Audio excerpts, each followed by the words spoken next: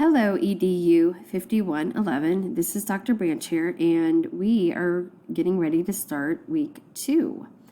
One thing I want that you may want to start is looking at the week 2 sequence of study and assignments. This will kind of go over our plan for this week. You will also want to go down to the week 2 resource documents. There's a lot of important things here that will help you with week 2.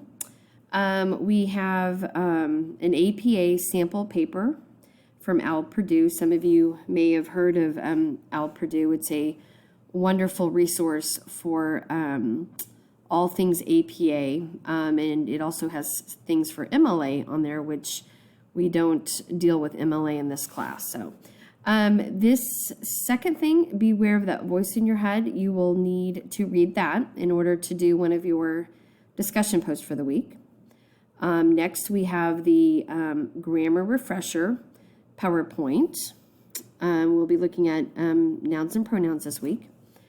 The next thing is the narrative paper assignment in Rubric. Last week, in week 1, you kind of came up with an outline of your paper, and you will be writing your paper and turning it in. Remember, you do not turn this into TaskStream. You only turn this into to Moodle. So you'll want to go over this and look at the rubric and everything, and so you'll know what you're writing about. The next thing you have is a Al Purdue APA presentation, so that just sort of goes over all the rules. This is going to be really nice and come in handy in especially for our second paper, which is much more academic, and it is also important for the rest of your graduate studies because you'll be using APA quite a bit. This last one, I'm going to try to open it up here. So this here is a writing rubric that they just added to the master's program. And for this first paper, I will not be grading you on this. However, I will be using this in your last paper that you turn in. That's the one that you'll actually turn into TaskStream. However, what I would like you to do, and you won't turn this in, it's not worth for points or anything, just sort of for your own knowledge. I would like you to take your narrative that you're writing this week and sort of go through and sort of grade yourself on the criteria. And so you'll see, you'll kind of go through there. Maybe I don't know if you want to print it off and just kind of go through.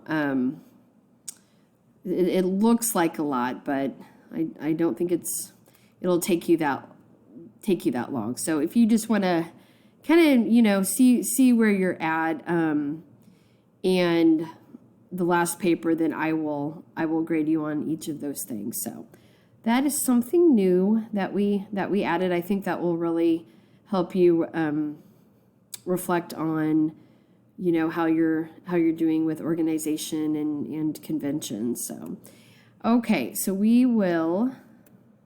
that's the resource document. So that's always really, really important for all the weeks that we do.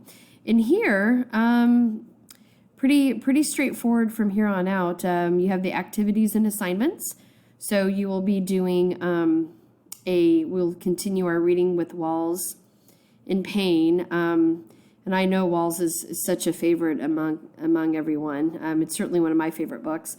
So you'll have a discussion post, and you will respond to 2 of your classmates. So it's sort of our virtual conversation.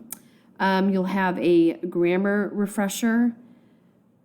And this one you do not have to respond to your classmates. Okay, so even though it's a discussion post, you don't need to. Of course, I always tell people if they want to browse through to see what your classmates are doing, that's great.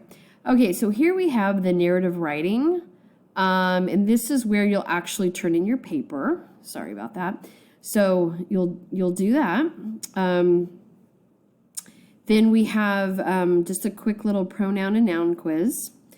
We also have an APA study guide quiz. Feel free to go back and look at the PowerPoint or look through your book to help you out with that quiz. And then the last thing that we have this week is if you remember back in the resource documents, there was an article that you were going to read by Richard Rhodes. So you will share a couple of 2 or 3 sentences about what you thought about the article.